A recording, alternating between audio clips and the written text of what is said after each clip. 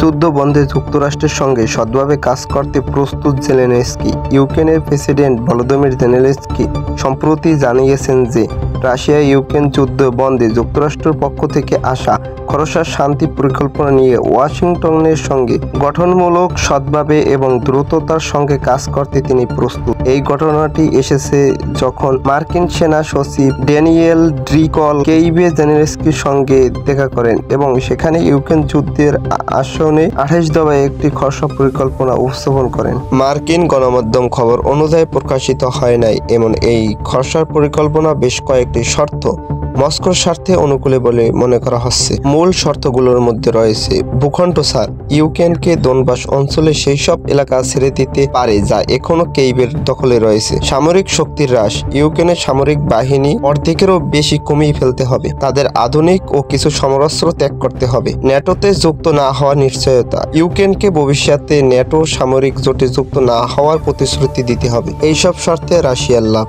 এসব শর্তের বিনিময়ে রাশিয়ার উপর থেকে নিষেধাজ্ঞা তুলে নেওয়া হতে পারে এবং দেশটিকে G7 ভোটে ফিরিয়ে এনে G8 হিসাবে বৈশ্বিক অর্থনীতিতে পুনরায় যুক্ত করা হতে পারে। এই শর্তে জেলেনস্কির অবস্থান। খসড়া পরিকল্পনা পাওয়ার পর জেলেনস্কি তার টেলিগ্রাম বার্তায় জানান, আমাদের দল ইউক্রেন এবং যুক্তরাষ্ট্র যুদ্ধ শেষ করার পরিকল্পনার ধাপগুলো নিয়ে কাজ করবে এবং গঠনমূলক, সৎভাবে এবং দ্রুততার সঙ্গে কাজ করতে প্রস্তুত। তিনি আরও জানান, আসছে দিনগুলো তিনি এই প্রস্তাবগুলো নিয়ে মার্কিন প্রেসিডেন্ট ডোনাল্ড ট্রাম্পের সঙ্গে কথা বলবেন। ইউক্রেনীয় উদ্বেগের সুর। যদিও জেলেনস্কি সরকার আনুষ্ঠানিকভাবে এটিকে আলোচনার সূত্র হিসাবে গ্রহণ করেছে, তবে ইউক্রেনীয় কর্মকর্তা এবং ইউরোপীয় মিত্ররা প্রকাশ করেছেন যে এই খসড়া প্রস্তাবটি মূলত মস্কোর দাবিগুলোর কাছাকাছি এবং এই ইউক্রেনের জন্য নিঃস্বার্থ আত্মসমর্পণ এর মতো হতে পারে। এই পরিকল্পনাটি ইউক্রেনের জাতীয় নিরাপত্তা ও প্রতিরক্ষা পরিবেশের সচিব রুস্তেম